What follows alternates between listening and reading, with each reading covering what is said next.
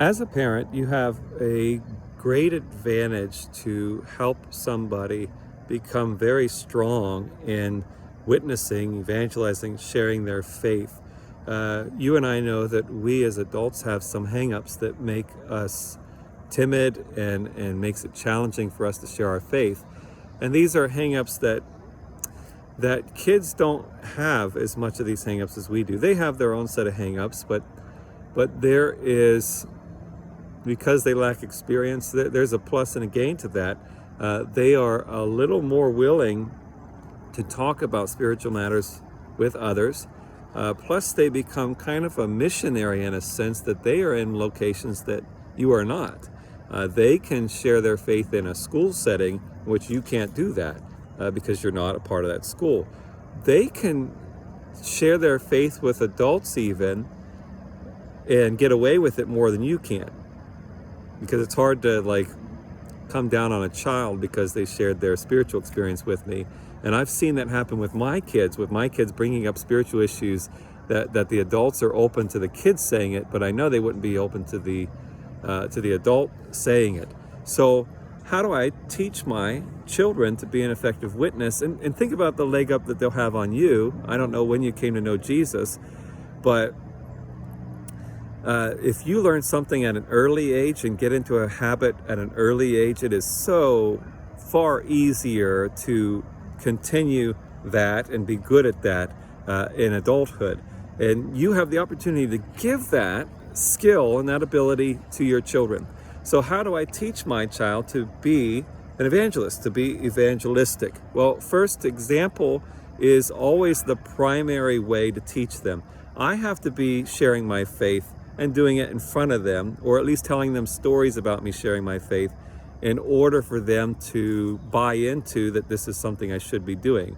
Like I said, you could teach them all you want that they should be sharing their faith. If you're not sharing their faith, they're just not going to buy into it. Unless God does a great work in their life, they're not going to buy into it. So I have to show them that I'm doing it and show them the value I have. Also, understanding salvation is very key to this. And I'll put a link in the description to the video we did in which we talked about how to teach your children about salvation, or you could find it in the playlist.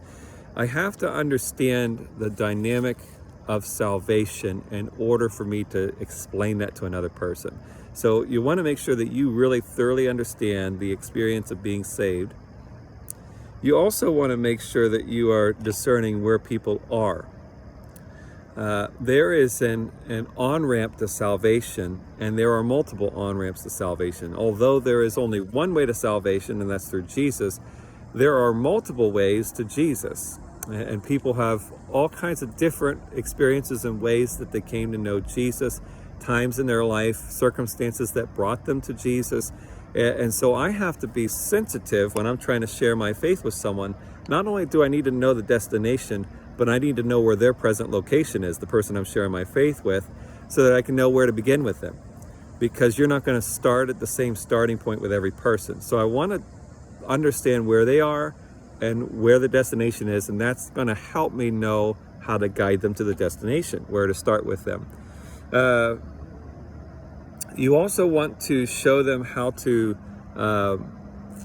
be more of a guide than forcing a big moment. I think some people are so focused on getting that Jesus prayer moment that they push for that too soon. Sometimes a person doesn't realize that they're saved, and so you implying that they're not can kind of disrupt the conversation. And at some point that might need to be addressed, but you want to pay attention to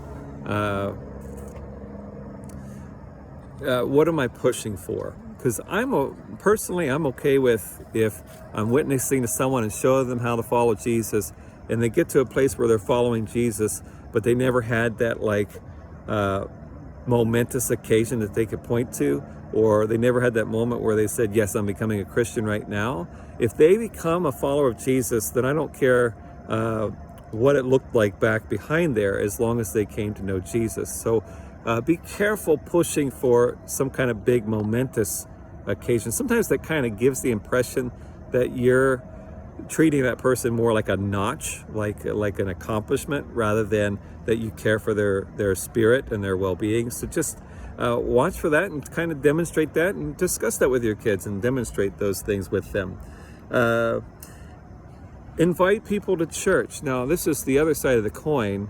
Be careful assuming that inviting someone to church and getting them to come to church means that they became a follower of Jesus. I can easily go to a church and not actually be a follower of Jesus. So that is a part of the work, but it's not the end of the work. But it's certainly an easy starting point to ask them to come to church. It can lead to other conversations. It could lead to them building relationship with other Christians. So there is a lot of gain to that.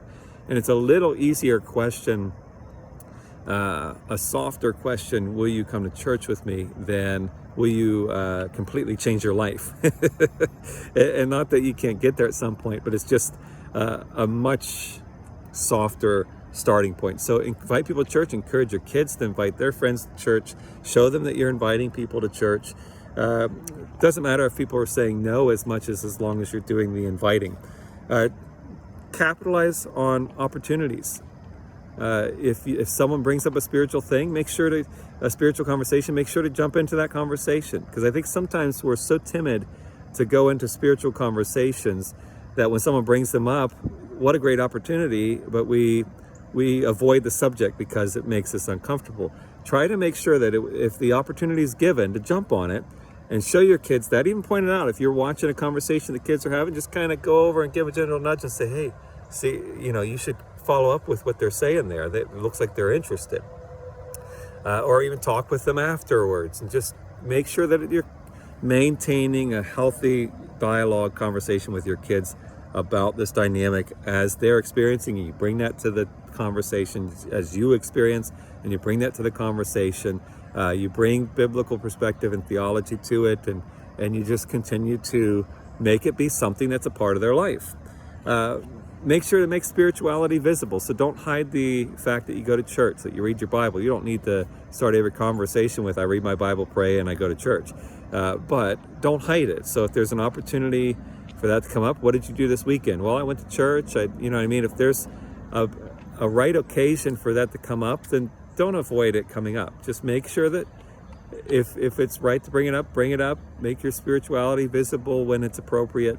And that could lead to conversations. So the more we do this, especially the more we talk with our kids about it and they talk to us, sometimes they might end up teaching us. The more we're helping them get established in this practice of sharing their faith, so that it'll be that much easier, and they'll probably be much more effective at it as adults than you and I are right now. So I encourage you to keep following this series, and if you have any questions on that, please feel free to either comment on this video, or you could Facebook message me, or you can email me at dleveck@bethelpgh.org. You can always ask any questions that way. And please, I encourage you, if this video or the series is helpful to you as a parent, please make sure to interact with the video by liking, commenting, sharing. The more interaction you give me, the more visible this video becomes. And also, if you're on Facebook, please follow our page. If you're on YouTube, please subscribe to the channel, hit the notification button, and you'll receive notifications when new videos are uploaded. And hopefully we'll continue to grow as we parent our children with Christ.